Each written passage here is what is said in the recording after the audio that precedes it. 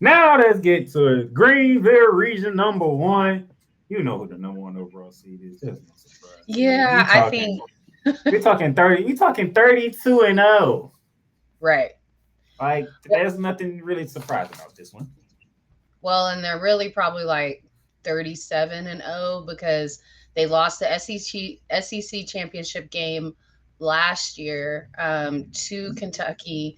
Kentucky had Ryan Howard, who went on to be the number one draft pick, but they haven't lost a game since then. So that they made their tournament run, however many games that was. I think like seven. So yeah, they're really like 37 and 0 right now. Congratulations to Norfolk State. The Right. ladies made it. Unfortunately, yeah, this is where the run ends because there's no way in hell y'all beat South Carolina. I think coming out of this region, there are some good teams. Arizona is kind of having a down year, but they're still a good team. Notre Dame is there. Creighton is there. We know they're a good team. UCLA is a good team. Oklahoma's pretty interesting. They can win some ball games. Marquette managed to make it. But the one that I particularly watch out of this region, besides the obvious, besides the one seed, is actually the two seed, the Maryland ladies. Maryland ladies are so physical. Um, all season long, I felt like if there was a team that could beat South Carolina, I thought it would be Stanford. But going into this tournament, and after what we've seen happen in the season for Stanford, which I mean, still a very great team, they have incredible amounts of depth. And that'll be the difference between Maryland and Stanford.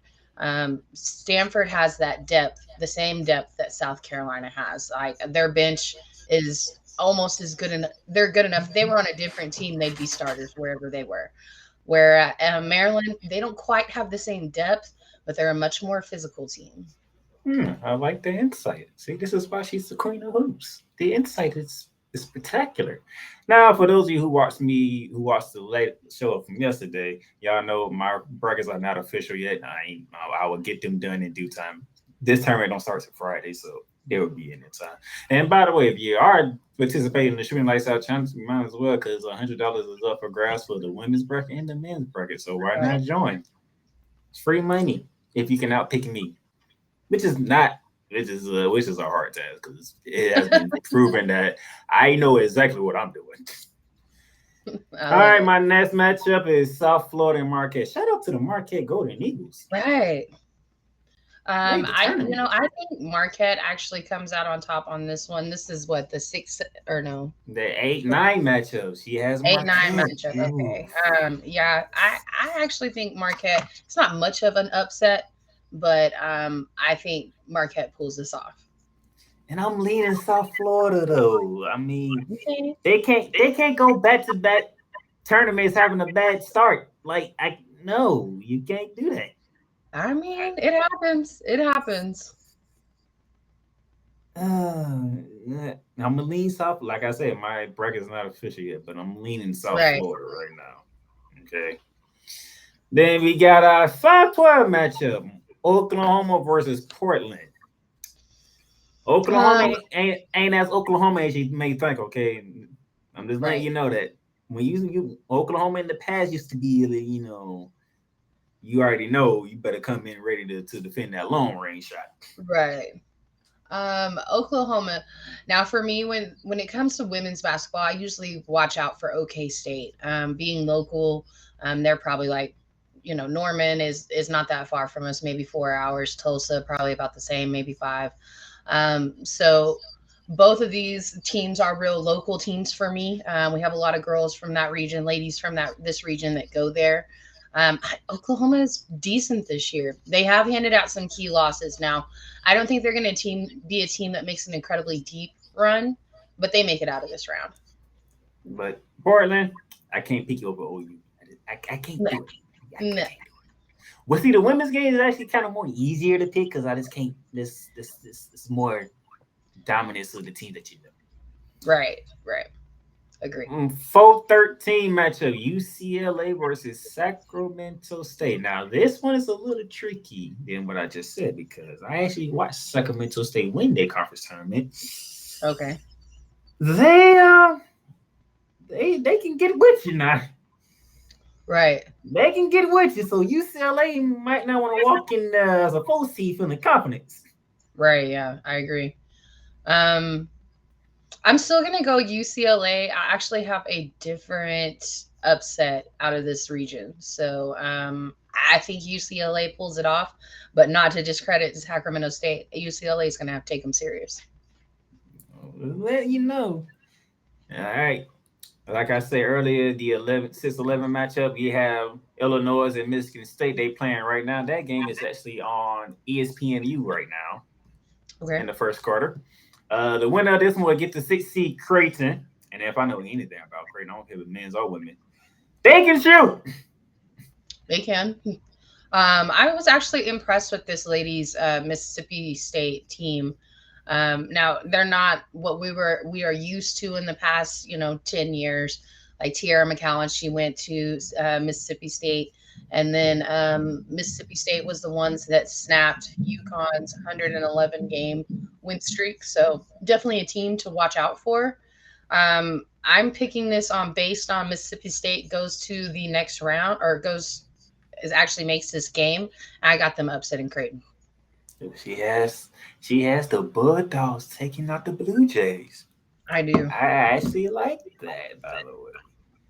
I I actually think they like come in that. high off of winning the game just to get into the tournament, and I think they come in strong and they get an upset. I like that. I think I'm a roll with that one. I Okay. like it. All right, 314. Notre Dame versus Southern Utah. And the question of the day, you already know. The point guard of Notre Dame, who will be at that position? Right. This is a team that has had their two best players take down knee injuries, season-ending knee injuries. Um, like especially the Mabry chick. Her sister played for my Wings for 5 years. Now she's over in Chicago. Both of these players play exactly the same. So while I do think Notre Dame is able to beat Southern Utah, I don't know how deep they go into the tournament. I don't know if they Without make. I don't think without they make it to Olivia the 16. Yeah. without Olivia Miles, that's a whole different team. And But you that know what? team, They still won ball games without her at the end of the season. So man, I think Notre Dame is a team that's really well coached. And you know me, I say this all the time: coaching matters. And their coach is awesome. So I do think she can oh get Miss them. oh Mrs. Ivy. No, Oh trust yeah, no, me. she's awesome. I think she can coach them to the next game. Like I have them getting out of this game, this matchup, but I don't know about the next one. For those of you who watch the NBA, one of the rookies, Jaden Ivey for the Detroit Pistons, he learned the game from his mom. Dad, the mom. The Hmm. mom can hoop, okay? She knows what she's doing. So Oh yeah. I want to give her the benefit of the doubt to get past Southern Utah, but I just don't like what I Right. saw down the stretch because they couldn't put up points like they used to. It was kind of Right. concerning for me. It is, they were still able, like I said, they were still able to win some ball games. It's going to matter. Depth is going to matter in the big tournament, though. Like I said, I think this matchup they're good. Come next matchup, they have a different story.